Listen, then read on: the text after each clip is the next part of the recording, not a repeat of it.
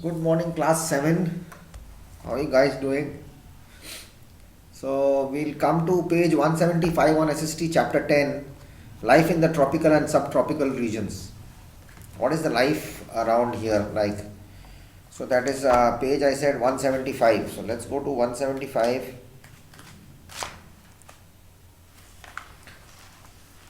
The life in the tropical and subtropical regions. We have the Amazon, the Ganga, Brahmaputra, then we have the climate conditions, the flora and fauna, and we'll come to know. I'll just read through, and after that, you have to also read and get to know what is happening in this chapter and answer the questions. This is basically all about reading. There is no explanation, in the tropical lands. You have to just read and come to know about it. The tropical region lies close to the equator. It extends between 10 degree north and 10 degree south.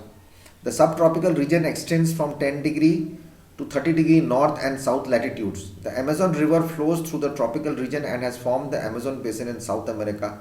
The Ganga and Brahmaputra rivers flow through the subtropical region. They have formed the Ganga-Brahmaputra basin in the Indian subcontinent. Therefore, these two regions have different physical environment and economic activities. You see Brazil, South America, Amazon basin. Okay, you have that, and so it's not a problem. And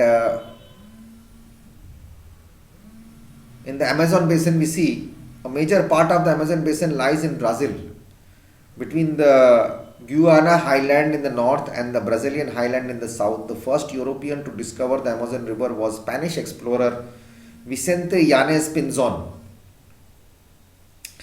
And in Brazil, we have the red part is the Amazon basin. Actually, the full river Amazon is there inside, and the parts are which are called the tropical and the subtropical. So, a part of the Amazon basin lies in Brazil, inside Brazil. You see, it's inside Brazil, Venezuela, Guyana, Bolivia. So, it's inside Brazil, the whole basin. The water is all around there. Amazon is the most important river in South America. It is the second longest river in the world, 6,280 kilometers, and it discharges the largest volume of water.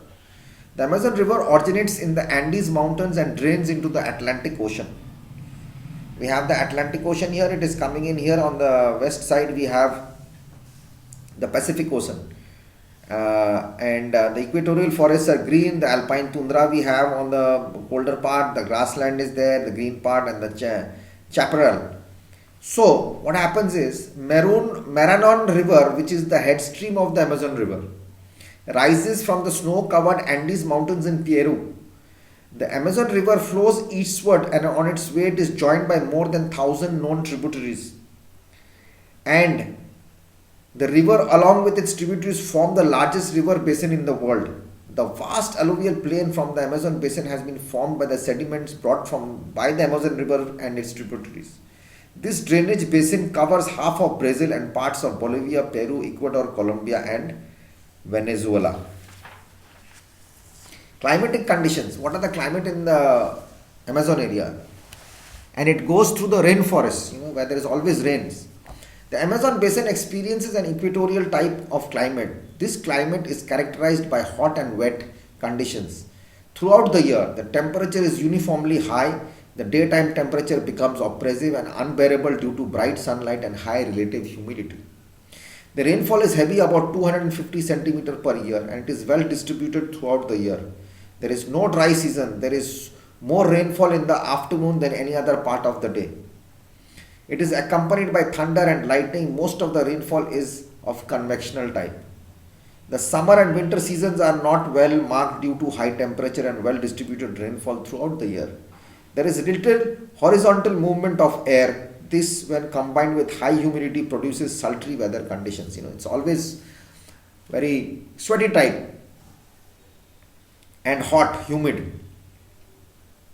The flora and fauna of this area. The hot and humid climate in the Amazon basin helps in the rich growth of natural vegetation. The forests found here are the largest and thickest in the world. These are called the evergreen equatorial forests. These forests are also known as selva in the South America. The important trees found in the Amazon basin are ebony, palm, rubber, and cane. These provide hardwood timber. Balsa, the lightest wood, is also found in these forests.